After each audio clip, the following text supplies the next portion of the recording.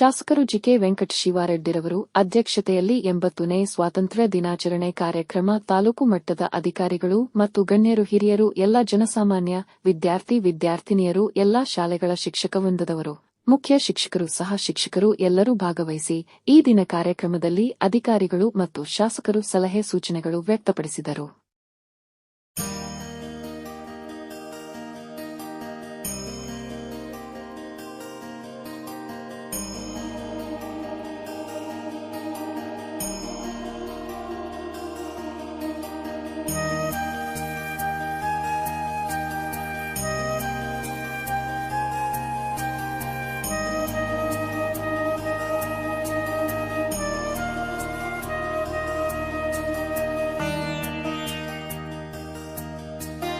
ಇರಷ್ಟು ಹಳೆದು ನಾವು ಕಲ್ಪನೆ ಮಾಡಿಕೊಂಡೇ ಇರಷ್ಟು ಹಳೆದು.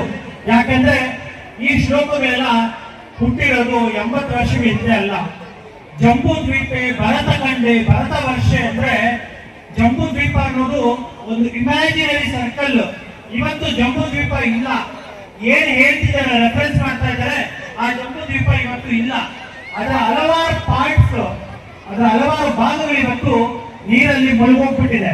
ನಾವು ವಾಸ ಮಾಡ್ತಾ ಇರೋದು ಆ ಜಂಬೂ ದ್ವೀಪದ ಒಂದು ಸಣ್ಣ ತುಣುಕಿನಲ್ಲಿ ಇವತ್ತು ವಾಸ ಮಾಡ್ತಾ ಇದ್ದೀವಿ.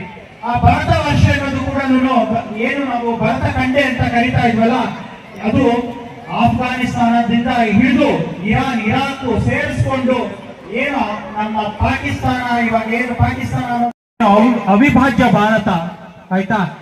ಆದ್ರೆ ಸ್ವತಂತ್ರಕ್ಕೆ ಸ್ವಲ್ಪ ಮುಂದೆ, ಸ್ವತಂತ್ರ ಪೂರ್ವದಲ್ಲಿ ನಮ್ಮ ಸ್ಥಿತಿ ಹೇಗಿತ್ತು ಅಂದ್ರೆ ಸುಮಾರು 565 ರಾಜ್ಯಗಳೆಲ್ಲ ದೇಶಗಳಿತ್ತು ಭಾರತದಲ್ಲಿ. ಒಂದು ಭಾರತದಲ್ಲಿ ಇದ್ದಿದ್ದು ಎಷ್ಟು ದೇಶಗಳಂದ್ರೆ 545 ದೇಶಗಳಿತ್ತು. ಒಂದು ದೇಶದಿಂದ ಎಷ್ಟೆಷ್ಟು ಚಿಕ್ಕದಿತ್ತಂದ್ರೆ ಒಂದ್ ಕಡೆಯಿಂದ ಇನ್ನೊಂದ್ ಕಡೆಗೆ ಹೋಗ್ಬೇಕಾದ್ರೆ ಪಾಸ್ಪೋರ್ಟ್ ಅಲ್ಲ ಪಾಸ್ಪೋರ್ಟ್ ತಗೊಂಡು ಹೋಗ್ಬೇಕಾಗಿತ್ತು. ಸೊ ಆ ಒಂದು ಕಡೆಯಿಂದ ಬ್ರಿಟಿಷ್ ಆಳ್ತಾ ಇದ್ದಿದ್ದು, ಸಂಪೂರ್ಣವಾಗಿ ಬ್ರಿಟಿಷ್ ವಶದಲ್ಲೇ ಇದ್ದಿದ್ದು ದೇಶಗಳಿತ್ತು. ನಮ್ಮ ರಾಜ್ಯಗಳ ಆಳ್ವಿಕೆಯಲ್ಲಿದ್ದು ಅದು ಬ್ರಿಟಿಷರಿಂದ ಕಂಟ್ರೋಲ್ ಆಗ್ತಾ ಇದ್ದಿದ್ದ ಬಿಟ್ಟು ಹೋಗಿಲ್ಲ. ಅಂದ್ರೆ ನಮ್ಮ ಹಲವಾರು ನಡವಳಿಕೆಗಳಲ್ಲಿ, ನಮ್ಮ ಹಲವಾರು ಭಾವನೆಗಳಲ್ಲಿ ನಾವು ನಮ್ಮ ಸಂಸ್ಕೃತಿಯ ದಿಕ್ಕನ್ನ ಎಲ್ಲೋ ಬಿಟ್ಟು ಬಂದು ಇವತ್ತು ನಾವು ಒಂದು ಪಾಶ್ಚಾತ್ಯ ಕೊಡುಗೆಗಳನ್ನ, ಪಾಶ್ಚಾತ್ಯ ಜಗತ್ತನ್ನೇ ಸಂಪೂರ್ಣವಾಗಿ ಅದನ್ನೇ ನಂಬಿಕೊಂಡು ಅದರಲ್ಲೇ ಮುಳುಗಿ ಹೇಳ್ತಾ ಇದ್ದೀವಿ. ಎಲ್ಲೋ ಒಬ್ರು ಮಹಾನುಭಾವರು, ಕೆಲವರು BM ಹೆಗಡೆ ಅಂತ ಒಬ್ರು ಡಾಕ್ಟರ್ ಒಬ್ರು ಹೇಳ್ತಾ ಇರ್ತಾರೆ, ಎಷ್ಟೊಂದು ವಿಷಯಗಳನ್ನ ಹೇಳ್ತಾ ಇರ್ತಾರೆ. ಭಾರತದ ಯೋಗ ಇರ್ಬೋದು, ಭಾರತದ ಆಯುರ್ವೇದ ಇರ್ಬೋದು.